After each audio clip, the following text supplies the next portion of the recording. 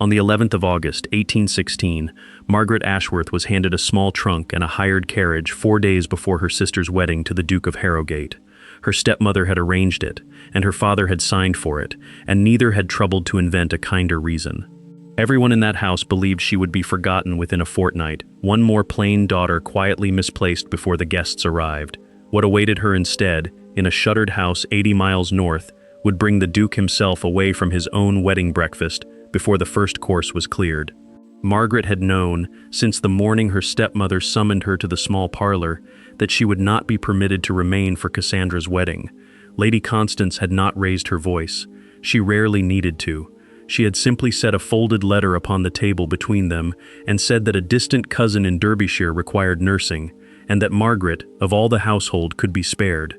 Cassandra had not looked up from her embroidery. Their father had signed the travel papers before supper, his eyes fixed on the middle distance, the way he always looked when he had chosen comfort over courage. Margaret had packed her mother's rosewood case of remedies herself, and nothing else that mattered. The carriage ride north took 2 days, and Margaret spent them watching hedgerows blur into unfamiliar country, turning over the one memory that refused to settle. 3 weeks earlier, at a dinner meant to formalize the match between Cassandra and the Duke, Margaret had been seated at the far end of the table, near the draught from the hall door, where the family always placed her. The Duke of Harrogate had said perhaps 11 words to her the entire evening, but when a footman had scalded his wrist carrying the soup tureen, it was Margaret who rose without thinking and bound the burn with a strip of linen from her own sleeve, and it was the Duke, alone among the guests, who had watched her do it with an attention she still could not name. Thornfield Grange rose out of the Derbyshire mist like a house holding its breath, half its windows shuttered, ivy climbing unchecked across the east wing. Margaret had been told the property stood empty, a convenient distance from the family's shame. She had not been told about the housekeeper who met her at the door with a lantern and a look of open astonishment, nor about the boy who watched her arrival from an upstairs window without making a single sound. Mrs. Dobbins would later say that she had never in 18 months seen the child come so near a window on his own. Margaret only knew, standing in that cold entrance hall with her mother's case still in her hand, that she had been sent somewhere she was not expected, and that the house was not, in fact, empty at all. The morning began as every morning at Ashworth Hall began, with the sound of Cassandra's bell before the sun had fully cleared the elms. Margaret rose in the gray half-light of her small room above the kitchens, dressed without a maid's help, and was already at her work table when the second bell rang for breakfast she would not be invited to share. On the table stood her mother's rosewood case, its brass clasp worn smooth by 2 decades of opening, and inside it the ordered rows of glass vials her mother had filled before the fever took her. Chamomile and willow bark, feverfew tied in muslin, the tincture of clove oil for aching teeth, each labeled in her mother's careful hand, which Margaret had long ago learned to imitate so the labels would not fade. She ground a portion of dried yarrow for cook's swollen knuckles, wrapped it in paper, and carried it down before anyone in the family had thought to ring for her at all. This was the shape of her days, useful before she was seen, present before she was wanted. The servants knew her worth in a way her own family did not trouble to learn. Mrs. Hale, who had been housekeeper at Ashworth Hall since before Margaret was born, kept a chair for her by the kitchen fire that no one else was permitted to take, and the stable boy whose burned palm Margaret had dressed in July still touched his cap to her when the family was not looking, as though open gratitude might cost him his place. Upstairs, in the rooms where the wedding was being assembled like a stage set, Margaret existed only as a pair of steady hands to be summoned when something went wrong and forgotten the moment it was set right.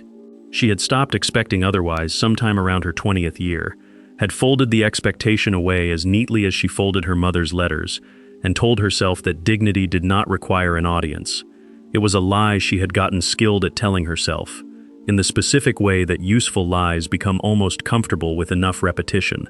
That morning, as she measured feverfew into a paper twist for Lady Constance's headaches that arrived with suspicious punctuality whenever Margaret's presence at some gathering had to be explained away, she heard her father's step in the passage above, quicker than his usual unhurried tread, and something in the rhythm of it made her set the scale down and listen. She was summoned to the parlor an hour later, not by Bell but by Harriet Cole, who delivered the message with the particular blankness of a servant who has been told more than she is permitted to repeat. Margaret found her father standing at the window with his hands clasped behind him and Lady Constance seated upon the good chair with a letter already folded on her lap, and she understood before a single word was spoken that whatever was about to happen had been decided without her days ago. Her father did not turn from the window. Lord Reginald Ashworth had never been a cruel man, only a tired one, worn thin by debts he did not discuss, and a household he had long since ceased to govern, and Margaret had learned that his silences were more dangerous than Lady Constance's words, because they meant he had already agreed to whatever came next, and lacked only the courage to say so aloud. It was Lady Constance who spoke. She explained, in the smooth, unhurried voice she used for arranging flowers and disposing of inconvenient stepdaughters alike, that a distant relation, a cousin of Margaret's late mother, a name Margaret did not recognize and would later realize did not exist, had fallen gravely ill and required a nurse of steady temperament, and that Margaret, with her unusual gifts in that direction, was the obvious choice to be sent. The wedding was in 11 days. Margaret asked quietly whether she might not be more useful remaining to help receive the guests, to which Lady Constance replied, without any change in her pleasant expression, that her particular talents were better suited to a sick room than a ballroom, and that surely Margaret understood the wisdom of it. Margaret looked at her father. He was still facing the window, his shoulders set in the specific stillness of a man enduring a scene rather than participating in it, and when at last he spoke, it was only to say that the carriage had already been arranged for Thursday, and that he was certain Margaret would manage the journey well, as she managed everything. There was no cruelty in his voice. There was worse than cruelty. There was resignation, the sound of a man who had weighed his daughter's dignity against his other daughter's wedding and found the scale already tipped before he ever picked it up. Margaret did not weep, because weeping had never once changed the outcome of anything in that house, and she would not give Lady Constance the satisfaction. She asked only where she was being sent. Lady Constance handed her father the letter, and it was her father, at last, who turned from the window and read aloud the name of a property called Thornfield Grange, a name that meant nothing to Margaret at all, a name none of them had ever spoken in her hearing before that morning, though she would come to understand, in time, that its silence in this house had been its own kind of secret. 3 weeks before that morning in the parlor, Margaret had stood at the edge of the same house transformed for an entirely different purpose, when Ashworth Hall had opened its doors for the dinner meant to formally welcome the Duke of Harrogate into the family before the banns were even read. She had not been meant to attend in any capacity beyond the practical. Lady Constance had made it clear that Margaret's presence at table was a courtesy extended for appearances only, and that she was to make herself useful and otherwise invisible. And Margaret had accepted the arrangement the way she accepted most things, by finding a quiet corner from which she could watch the room without being watched in return. She saw him before she was introduced to him. Julian Vane, Duke of Harrogate, arrived precisely on time, spoke little, and carried himself with the particular stillness of a man who had trained his face not to reveal what he was thinking, so thoroughly that the effort itself became visible if one looked closely enough. He was not unkind to Cassandra, who glittered beside him in blue silk and laughed at everything he did not say, but there was a distance in him that no amount of her sister's brightness seemed to close, and Margaret, watching from her corner with a healer's habit of noticing what bodies revealed that words did not, thought that he looked like a man attending his own dinner from several feet outside himself. The accident happened during the second remove, when a young footman named Thomas, hurrying with a tureen of soup too hot and too full, caught his sleeve against a candelabra and scalded the inside of his wrist badly enough that he dropped the tureen entirely,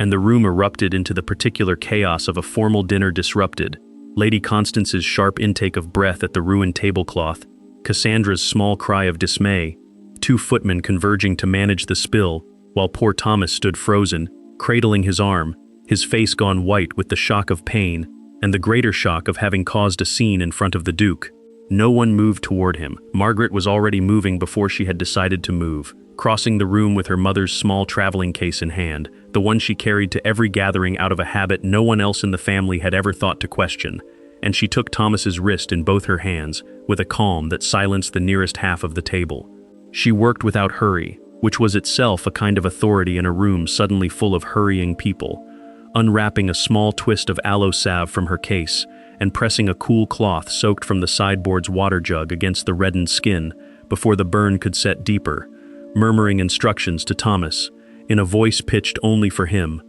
"Hold still." Breathe, it will ease in a moment, you have done nothing wrong. While around them the dinner reassembled itself, Lady Constance directing the footman to clear the ruined linen with brittle efficiency, Cassandra pressing a handkerchief to her own unaffected wrist in sympathetic distress that required considerably more attention than Thomas's actual injury. It was several minutes before Margaret realized the Duke had risen from his chair and crossed the room to stand near her, watching with an attention she felt, rather than saw, the particular weight of a gaze that did not waver. When she finally looked up, having finished binding the wrist in a strip of clean linen with the same economy of movement she brought to every task no one thanked her for, she found him regarding her with an expression she could not immediately place, because it was not the polite blankness he had worn all evening. She rose, smoothed her skirt, and made to step back into the obscurity from which she had come, but he spoke before she could retreat. He asked her name. It was such a small question, asked so directly, without the practiced indirection of a man merely being courteous to a servant-adjacent relation, that Margaret answered him plainly, rather than with the deference the room seemed to expect of her. "Margaret Ashworth," she said, the elder daughter. She did not lower her eyes, and she did not apologize for the dried aloe stain now marking the cuff of her sleeve, and something in her steadiness seemed to catch him, the way a snagged thread catches a hand passing too quickly over silk. A small thing, a pause, a held breath he did not appear to have intended. He said only that it was well done, the binding of the wound, said it with the particular gravity of a man unaccustomed to complimenting anyone, and then Lady Constance's voice cut across the room, summoning him back to his place beside Cassandra, and the moment closed as quickly as it had opened. But Margaret, returning to her corner, could not entirely shake the sense that she had been seen, actually seen, in the way she had stopped expecting to be seen in that house. And later, when old Mrs. Fenwick leaned toward her at the far end of the room to whisper behind her fan that the Duke had not sat so long at any woman's side,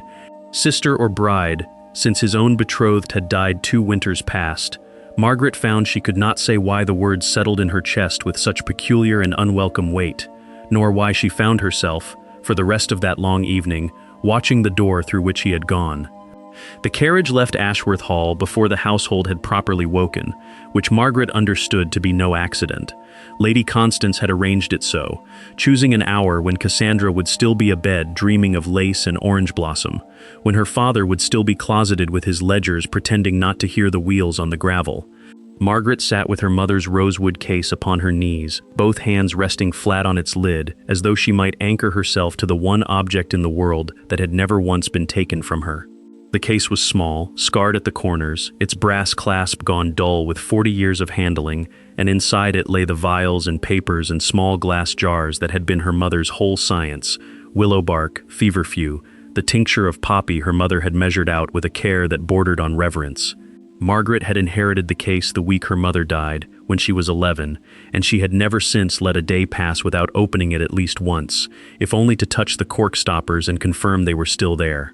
The carriage rocked over the rutted lane past the orchard, and Margaret did not look back at the house, because she had learned long ago that looking back changed nothing, and only cost her the composure she would need for whatever came next. The hired driver, a taciturn man named Wick with a face weathered the color of old harness leather, had said perhaps 6 words to her since Kent, all of them concerning the horses. She did not mind his silence. It asked nothing of her, and after a childhood spent anticipating what was wanted of her expression, her posture, her usefulness in any given room, silence had become a kind of luxury.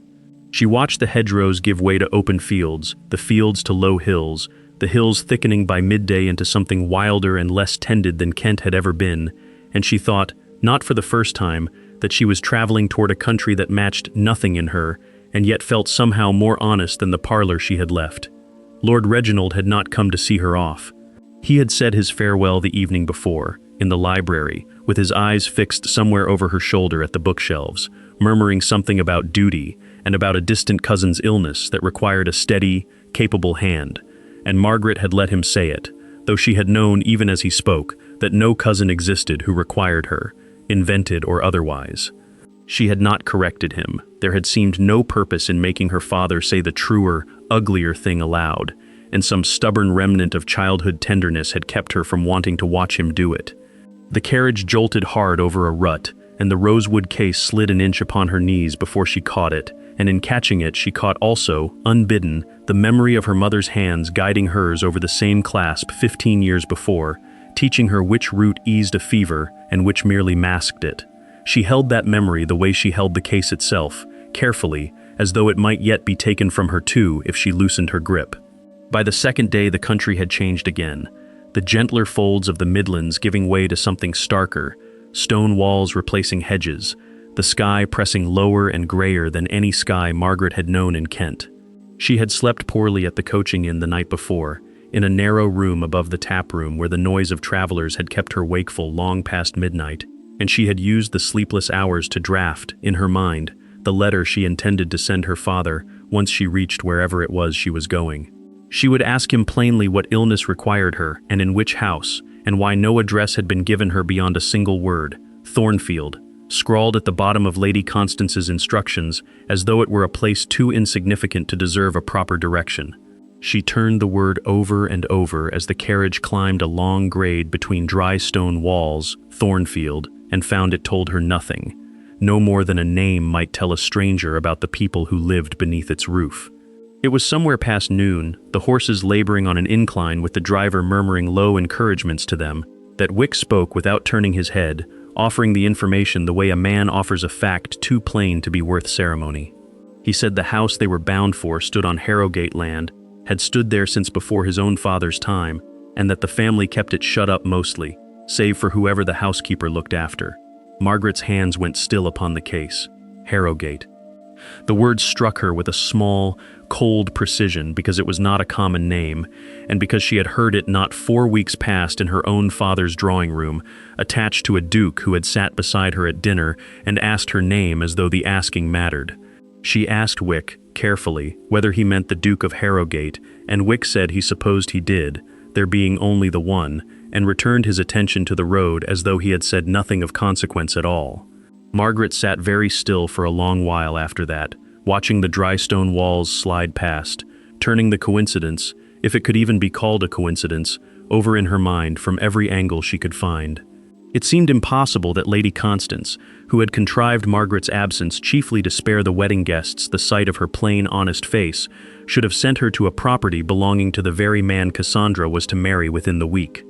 And yet the more she considered it, the less she could imagine any other explanation, for what other family's land would bear that name in this part of Derbyshire. She resolved, watching her own breath fog faintly against the cold glass, that she would write to her father the moment she was settled, and demand to know plainly whether he had understood where he was sending her, and why, and whether this too had been arranged behind her back the way so much else in that house had always been arranged without her knowledge or her consent.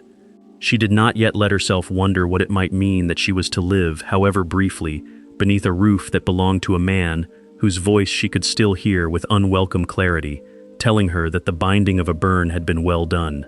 Thornfield Grange announced itself first as a shape against the failing light, long and low and gray, half its windows shuttered so that the house seemed to regard the approaching carriage with one eye closed. Margaret stepped down into a courtyard gone soft with moss between the flagstones, her legs unsteady after 2 days' travel, the rosewood case clutched against her chest as though it were the only solid thing left in a world that had gone strange and unfamiliar around her. No footman came to receive her. No lady's maid stood ready to see to her boxes. There was only the great oak door swinging inward on a hinge that wanted oiling, and behind it a woman of perhaps 60 years, broad through the shoulders, her gray hair scraped back beneath a plain cap, wiping flour from her hands onto an apron that had clearly seen better decades. The woman introduced herself as Mrs. Dobbins, housekeeper of Thornfield these 30 years and more, and looked Margaret over with an assessing frankness that Margaret found, after weeks of Lady Constance's sidelong contempt, almost restful in its honesty. There was no cruelty in the look, only the practical measuring of a woman deciding what use a new arrival might be put to.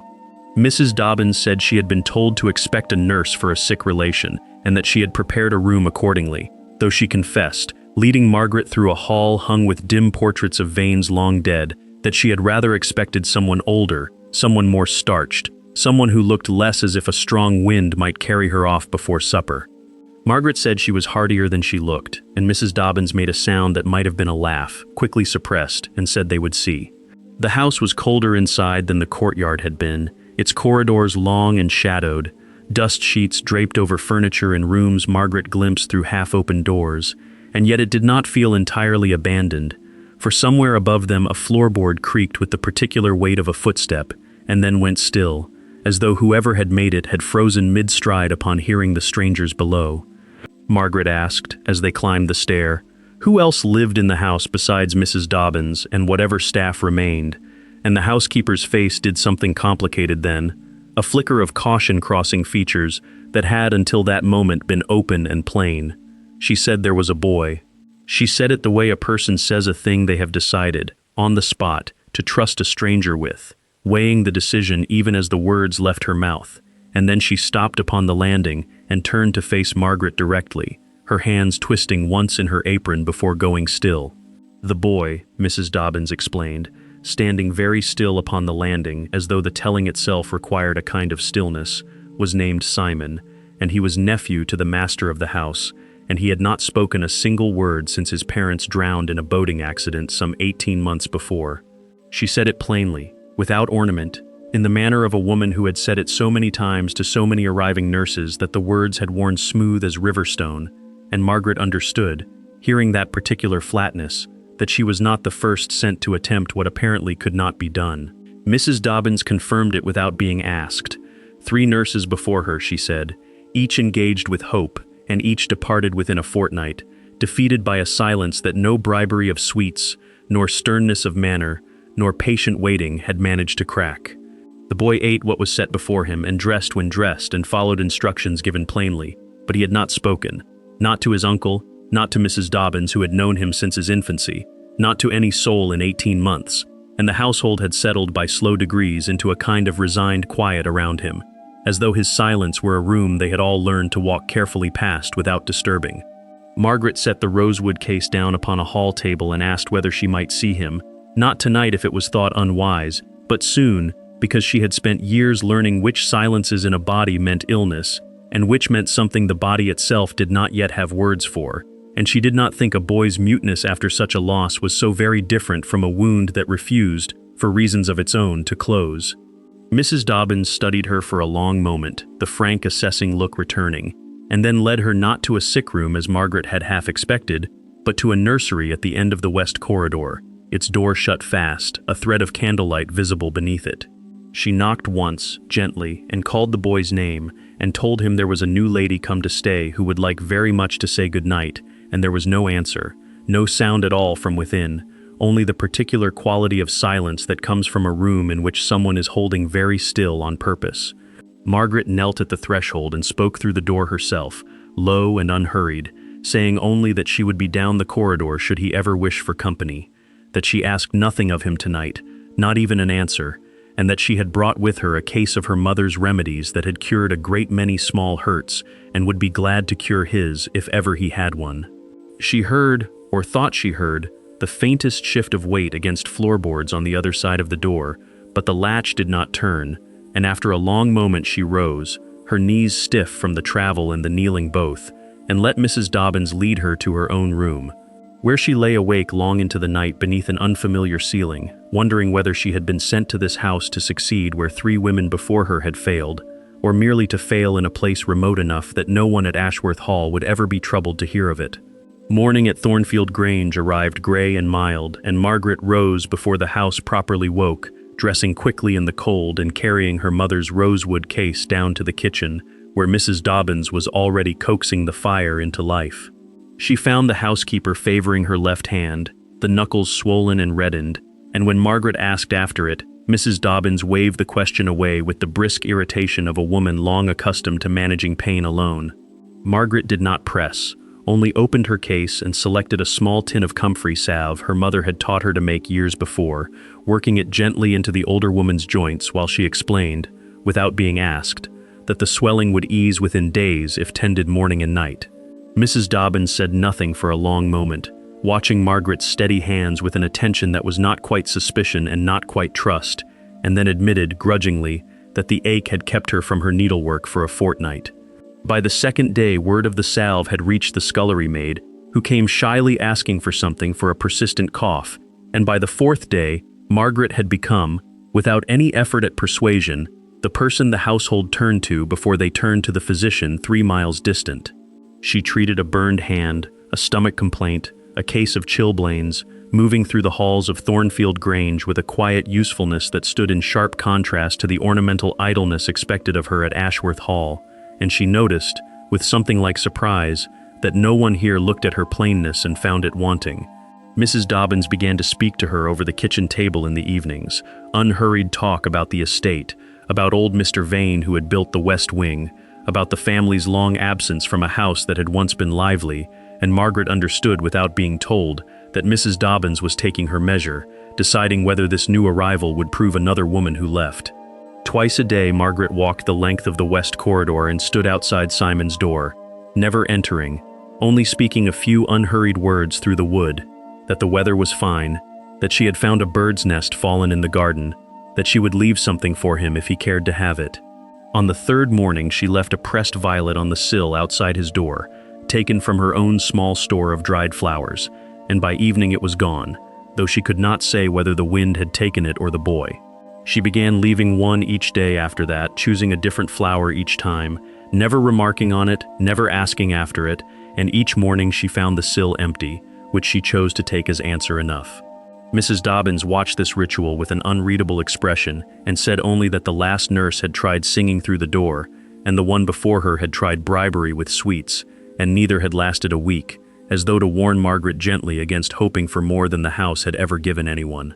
It was on the 9th day that Simon appeared for the first time outside the confines of his nursery, standing at the far end of the corridor in the gray light of a rain-streaked window, watching Margaret with the wary stillness of a creature deciding whether to bolt. She did not move toward him, only continued arranging the small collection of dried herbs she had brought to air on the windowsill, speaking softly and without direction, as though to herself, about the properties of chamomile and how her mother had once used it to calm a fretful child.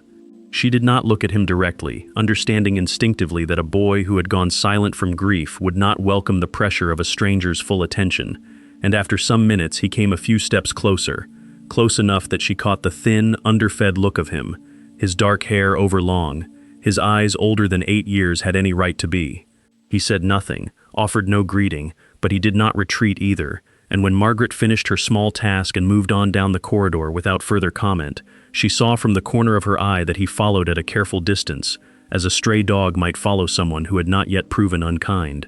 This became, over the following days, a kind of pattern between them. Margaret would occupy herself with some ordinary task, mending, sorting her mother's remedies, sketching a pressed leaf in the small book she kept, and Simon would drift nearer, never speaking, sometimes watching her hands for long stretches, with an intensity that made her wonder what exactly he was searching for in them.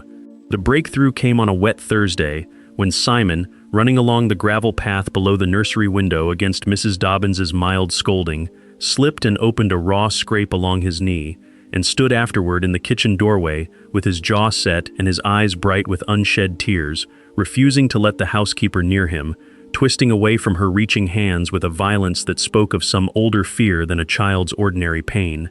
Margaret did not reach for him at all. She knelt some distance away, opened her case, and began, without a word of instruction, to lay out a clean cloth and a small jar of her mother's healing balm, working with the unhurried calm of someone who had done this 1,000 times and expected nothing from him but his own decision. She waited. The kitchen was silent but for the fire and the rain against the windows, and Mrs. Dobbins, standing back with her injured hand pressed to her mouth, did not speak either. After a long minute, Simon crossed the space between them himself and sat down on the low stool beside her, extending his scraped knee without being asked. His small face rigid with the effort of trust, and Margaret cleaned the wound with slow, careful strokes, narrating nothing, demanding nothing, until the bandage was tied and he had not flinched once, had not made a single sound, but had let her touch him, which Mrs. Dobbins would later say, her voice unsteady, was more than any of them had managed in 18 months. At Ashworth Hall, the morning of the wedding broke bright and unseasonably warm, and Lady Constance moved through the corridors with the particular energy of a woman who had spent months maneuvering toward this single day and meant to enjoy every hour of it. She had chosen the flowers herself, hothouse roses and trailing ivy woven through the chapel's stone arches, and she paused more than once before the long hall mirror to confirm that her own gown, a deep plum silk entirely inappropriate for a mother of the bride to outshine her daughter in, achieved precisely the effect she intended. Cassandra dressed upstairs with 3 maids in attendance, her pale hair pinned high and threaded with seed pearls, and if her hands trembled slightly as the final laces were drawn tight, she attributed it, when her stepmother asked, only to the ordinary nerves of any bride, though the truth sat heavier in her than she allowed herself to examine closely. She had not seen Julian Vane express warmth toward any object or person in the whole of their brief courtship save once, at the dinner 3 weeks past, when he had lingered unaccountably near her elder sister, and Cassandra had noticed it the way one notices a stone in a shoe, small and irritating, and easily ignored so long as one did not stop walking. Lord Reginald waited below in the hall in his best coat, newly let out at the waist, rehearsing under his breath the words he would say when he delivered his younger daughter to the altar, and if any part of him thought of his elder daughter jolting north in a hired carriage at that very hour, he gave no sign of it to the assembled household. The chapel filled with the province's finest families by 11, feathered bonnets and polished boots crowding the narrow pews, and a low current of whispered speculation ran among them regarding the bridegroom's famous reserve, several older women recalling aloud, as women of a certain age will at weddings, the sad business of his first betrothed, and wondering whether a man so marked by loss could ever truly warm to a second match. Julian himself arrived precisely on time, dressed with the plain, expensive severity that marked everything about him, and took his place at the front of the chapel with his hands folded and his expression composed into the pleasant blankness he wore for all public occasions, giving nothing away to the watching crowd of whatever moved beneath it. When Cassandra came down the aisle on her father's arm, radiant in white and pearl, a murmur of admiration swept the pews, and Julian watched her approach with an attentiveness that satisfied every onlooker searching his face for feeling, though only a very few, and none who mattered, thought to wonder why his gaze drifted once, briefly, toward the empty place at the front pew where an elder sister might have stood, had anyone troubled to invite her properly. The wedding breakfast unfolded in the great hall under a ceiling hung with the same trailing ivy from the chapel, long tables heavy with silver and hothouse fruit, and Lady Constance presided over it all with the flushed satisfaction of a woman who had at last married her prettier daughter to a dukedom, and could now consider the family's fortunes secured. Toasts were raised, first by Lord Reginald in a voice thickened with wine and relief, then by an uncle of the Vane family who told a long and mostly true story about Julian's father, and through it all the new duke sat beside his bride with his customary composure, accepting congratulations with brief, correct replies, betraying nothing of the letter that had arrived for him not 20 minutes earlier, and now sat unopened in the breast pocket of his coat. It had come by a rider sent up from London, forwarded in some haste from his solicitor's office, and the seal alone told him it concerned Thornfield Grange, the one property of his that required no oversight and had asked for none in 18 months, so that its very appearance today struck him as strange enough to warrant reading despite the occasion. He excused himself during a lull between the second and third courses, murmuring something about wanting air, and stepped into the corridor outside the hall, where the noise of the gathering fell to a distant hum, breaking the seal with a steadiness of hand that belied the small, unfamiliar unease building in his chest. The letter was in Mrs. Dobbins's careful, old-fashioned script, longer than any report she had ever troubled to send him, and it began, after the customary courtesies, with an account of Simon that made Julian go very still where he stood, that the boy had come out of his nursery of his own will, that he had allowed his knee to be bandaged without a struggle for the first time since his parents' deaths, that a new woman had arrived a fortnight past to nurse him and had, through patience alone, done what 3 trained nurses and Julian's own physician had failed entirely to do. He read her name, Margaret, and the word Ashworth beside it, and felt the 2 words settle into some place in his memory he could not immediately locate. A dinner, a burned wrist, a pair of steady hands, and a voice that had answered him without the deference he was accustomed to receiving. And he was on the point of understanding exactly what he was looking at when old Mrs. Fenwick appeared at his elbow, delighted to have caught him alone, insisting he return at once for the fish course was being served, and a bridegroom oughtn't hide from his own breakfast. Julian folded the letter in half, the final lines unread, and slid it back into his coat with a murmured apology. returning to the hall and to his bride's side with his face arranged once more into its customary calm. Though he heard almost nothing of the toasts that followed, his mind turned entirely toward Derbyshire, and a name he was no longer certain he had heard correctly the first time. Julian stood alone in the small anteroom off the hall, the letter open again in his hands, and read the lines he had folded away an hour before. Margaret. The word sat beside Ashworth in Mrs. Dobbins's careful script, and now that he had leisure to look at it properly, he could no longer pretend the name belonged to a stranger. He saw the dining room at Ashworth Hall as though he had never left it, a footman's wrist scalded by an overturned dish, the scramble of servants, and a woman rising from her chair before anyone else had thought to move, her hands steady around the burn, her voice low and certain as she called for cold water and linen.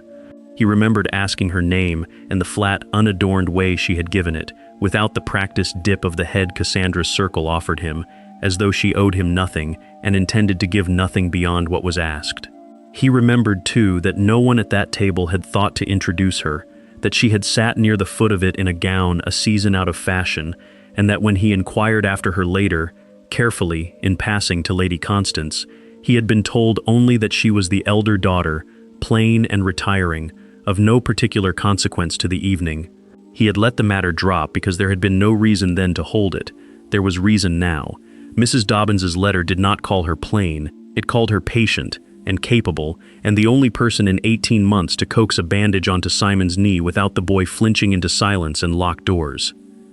Julian read the passage a second time, then a third, and felt something in his chest tighten that he recognized, with some discomfort, as anger, not at Margaret, but at the shape of the story assembling itself before him. A story in which a woman who had shown more competence in a single evening than most physicians he had paid handsomely had been quietly removed from her own home, on the eve of her sister's wedding, and deposited, without ceremony, in a house 3 days distant that her own family plainly believed stood empty. He set the letter down on the small writing desk and pressed both hands flat against the wood, steadying himself, aware of the toasts continuing faintly through the wall, the clink of glasses, Cassandra's laugh rising above the rest. He was a married man of perhaps 90 minutes standing, and he had not yet touched the food set before him, and he found he did not care. He found Cassandra in the side hallway near the music room, apart from the guests for a moment to have her hem seen to by a maid, and he sent the maid away with a word before his bride had fully registered his approach. "Cassandra," he said, and something in his tone made her look up sharply, the practiced brightness in her face faltering for the first time that day. "Where is your sister?" Cassandra's eyes flicked toward the hall, toward the sound of the party, and for a moment he thought she might simply repeat whatever tidy fiction had been offered to the guests. "Nursing our Aunt Winifred," she said, "near Sheffield. She left days ago. You knew that. Everyone knew that." Julian did not raise his voice.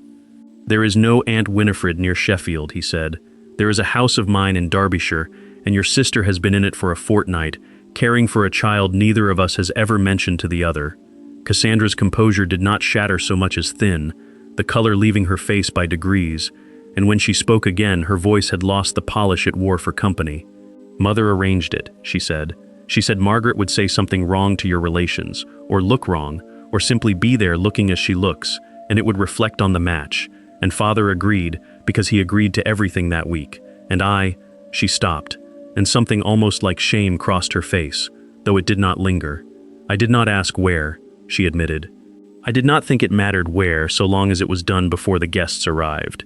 Julian looked at her for a long moment, and what surprised him most was not her admission but his own reaction to it, a coldness settling over him that was more familiar than the anger had been, the old armor he had worn since Eleanor's death closing back over whatever brief warmth the wedding day had allowed him. "You did not ask where," he repeated quietly, and Cassandra had the grace, or perhaps only the sense, to look away from him. He did not raise the matter further.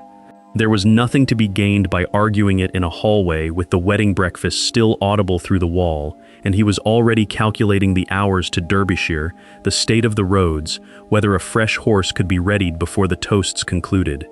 He left Cassandra standing by the music room door and did not tell her where he was going. By the time Julian called for his horse, the sun had already begun its slow decline over the chestnut trees lining the drive, and the guests who noticed him crossing the courtyard in his riding coat rather than his wedding clothes assumed, charitably, some urgent matter of estate business, the kind that could not wait even for a man's own breakfast. He gave no explanation to the stablemaster beyond an order for his fastest gelding and a change of horse arranged at the coaching inn 2 hours north, a standing account he had never before needed to use with such urgency. He did not return to the hall to make his excuses. He rode. The first hour passed in the low anger that had carried him out of the house, replaying Cassandra's admission, her mother's calculation, the ease with which a woman's comfort had been weighed against the risk of a raised eyebrow among titled guests and found wanting. But anger of that kind could not sustain a man for 3 days of hard riding, and by the second hour it had settled into something quieter and more exacting, a methodical turning over of the dinner at Ashworth Hall, the scalded wrist, the unhurried competence of her hands, and the strange, persistent fact that he had thought of her more than once in the weeks since, without ever permitting himself to examine why. He had told himself, when old Mrs. Fenwick teased him about lingering too long at the foot of the table, that he had simply been struck by the incongruity of skill in a household otherwise devoted to appearances. He allowed himself now, riding hard through a countryside going violet with evening, a more honest accounting, that he had noticed her because she had not performed for him, had not softened her voice or lowered her eyes in the manner he had come to expect and distrust from women aware of his title, and that the plainness of her manner had struck him as a kind of relief after 2 years of grief-hardened solitude and calculated attention. He reached the coaching inn as full dark fell, changed horses with brief, clipped instructions, refused the offer of supper, and pressed on, the road narrowing and roughening as Derbyshire's hills rose black against a sky just beginning to show stars. He thought, somewhere in the small hours, of Eleanor, and of the fever that had taken her before his physicians or his money or his frantic letters to London could do a single useful thing, and of how he had promised himself afterward that he would never again allow another person's suffering to unfold at a distance while he remained comfortably ignorant of it. He had broken that promise. He understood now, the moment he failed to ask where Margaret Ashworth had gone. At Thornfield Grange, Margaret sat in the low chair by the nursery fire with her mother's rosewood case open on her knee, sorting dried chamomile from a paper twist by touch alone, while Simon knelt nearby, arranging a row of carved wooden animals along the hearthstone, with the grave concentration he brought to everything he did without words. She had stopped narrating her tasks aloud to him weeks ago, finding that he preferred the quiet company of her presence to any stream of gentle talk, and so the room held only the pop of the fire and the small wooden clatter of his figures being set in careful order. She had grown used to this silence, had come to find in it something closer to peace than she had known in years at Ashworth Hall, where every room carried the threat of her stepmother's notice. Simon set the last animal, a small worn horse missing one ear, at the head of his line, and then, instead of returning to his usual place across the hearth from her, he rose and came to sit beside her on the low bench, close enough that his shoulder nearly touched her arm. Margaret kept her eyes on the herbs in her lap, careful not to startle whatever had prompted the movement, and let him settle without comment. For a long moment neither of them spoke, the fire cracking softly, and then Simon turned his face toward the flames and his lips moved, shaping something without sound, a small and deliberate motion she almost missed for how quiet it was. She turned her head slowly, unwilling to make more of it than he offered, and saw his mouth form the same shape again, unmistakably a word this time, though no breath carried it into the room. She did not ask him to repeat it aloud. She did not reach for him or exclaim or do any of the things her own racing heart urged her toward, understanding with the same instinct that had guided her these past weeks that to seize the moment would be to close it. She only reached over, slowly, and closed her hand around his, and felt him allow it, his small fingers curling faintly into her palm as the fire burned low and the house settled into the particular stillness of a night when, some hours to the south, hooves were already pounding closer along the dark Derbyshire road, though neither of them yet knew it. The sound that reached Julian in the courtyard was so small he almost mistook it for the wind finding a gap in the shutters, but it came again, a single syllable rising through the open nursery window, and he stood with the reins still in his fist and his boots planted in the gravel, and did not move for the length of 3 breaths. 18 months of silence from that room had trained the whole household to listen for exactly nothing, and now something had broken the pattern, and he could not make himself walk toward it too quickly, as though hurrying might undo it. A stable boy came running with a lantern and stopped short at the sight of the Duke's lathered horse and the Duke himself standing motionless, and Julian waved him off without a word and crossed the yard on foot. his greatcoat still buttoned against the night cold, mud dried along one sleeve from where his horse had stumbled an hour outside of Chesterfield.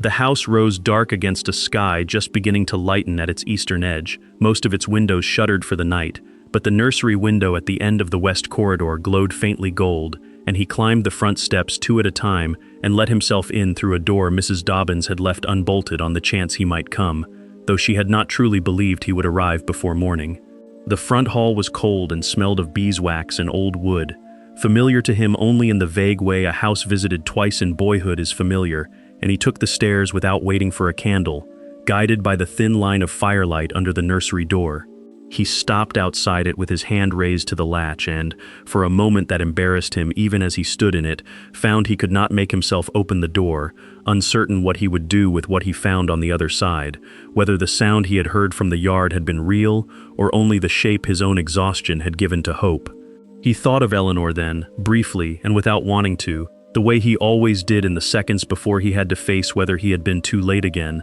and he made himself set the thought aside, because this was not that house, and this was not that fever, and the boy on the other side of the door was, whatever else was true, still breathing, still living, still capable of a sound he had heard with his own ears not 5 minutes past. He lowered the latch quietly, the old iron cold under his palm, and pushed the door open onto a room lit low by the dying fire, and there, on the bench before the hearth, sat his nephew with his hand folded inside the hand of a woman in a plain gray dress, whose face he had not expected to see again outside of memory, though he had thought of nothing else for the length of a hard ride through the dark. Margaret felt the draft before she heard the door, a thin, cold current sliding across the floor and stirring the fire so that the shadows on the nursery wall leapt and steadied again, and she turned her head expecting Mrs. Dobbins with a late tray or a fresh log for the grate,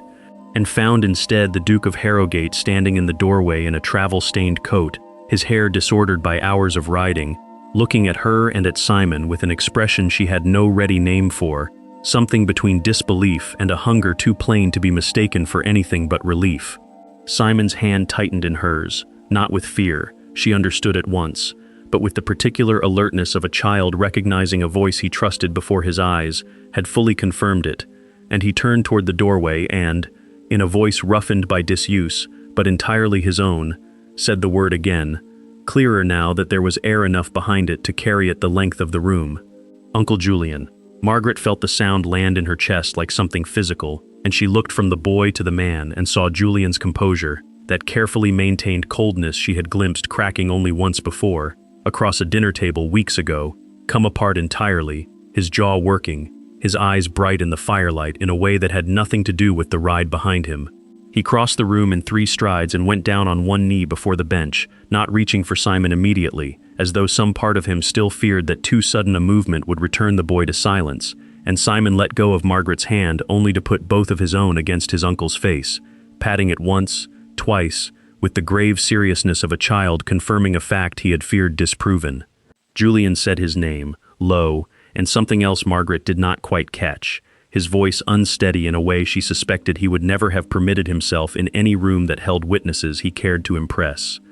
She rose from the bench to give them the space such a reunion deserved, gathering her shawl and moving toward the door, but Julian's hand came up, not touching her, only lifted enough to still her, and he said her name aloud for the first time since the dinner at Ashworth Hall. "Miss Ashworth, please," and there was nothing cold in it at all. Mrs. Dobbins appeared then in the doorway behind him, drawn by the commotion and the sound of hooves she had heard from her own room below, and stood with one hand pressed to her mouth at the sight of the 3 of them together, the boy speaking, the Duke kneeling on the nursery floor in his riding boots, the young woman he had ridden through the night to find standing uncertain by the hearth, as though she did not yet believe she was permitted to remain in the room.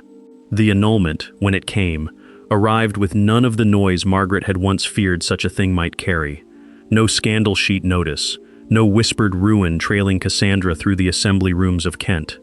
Only a quiet arrangement worked out between solicitors over the winter months, on grounds that satisfied both families and were spoken of by neither. Cassandra wrote to Margaret in February, a letter shorter than any she had sent in the whole of their shared childhood, admitting in careful, restrained lines that she had gone to the altar more out of her stepmother's ambition than her own wanting, and that she had watched Julian's face during the ceremony and known, even then, that his eyes kept finding the empty place at the edge of the hall where a plainer sister might once have stood. She did not ask forgiveness outright, being too proud or perhaps too honest for that, but she wrote that she hoped Margaret would be happier at Thornfield than she herself had ever managed to be under their stepmother's roof. And Margaret, reading it by the nursery fire with Simon's chalk drawings scattered across the table beside her, found she could answer with something closer to sympathy than triumph. Lord Reginald's letters that winter were fewer and thinner, apologetic in a vague, unspecific way that never once named what he was apologizing for, and Margaret answered them with civility and nothing more, understanding at last that the debt between them was not one that could be settled with words. Lady Constance did not write at all, and Margaret found she did not miss the silence being filled. At Thornfield Grange, the season turned slowly. The half-shuttered rooms opened one by one as Julian gave orders for the house to be lived in properly again. New curtains hung in the east wing, the gardens cleared of the overgrowth that had claimed them during Simon's long silence, and through it all, Margaret remained. No longer a nurse under contract, but not yet anything the household had a settled name for, an ambiguity. Julian addressed with characteristic bluntness one evening in the library by asking her, without preamble, whether she would do him the honor of becoming his wife, once a decent interval had passed and the necessary arrangements were complete. She had answered yes before he finished the sentence, and he had laughed, an unguarded sound she had heard from him perhaps 3 times in as many months, and told her that Simon had asked him a full fortnight earlier why she was not yet called Aunt, having apparently decided the matter for both of them well in advance. They were married the following spring in the small stone chapel at Thornfield Grange itself, a building so long unused for anything but christenings and the rare funeral that Mrs. Dobbins had spent a full week airing it out and coaxing the ivy back from the windows, and the wedding that took place inside it bore almost no resemblance to the one Margaret had watched from the margins of Ashworth Hall the previous autumn.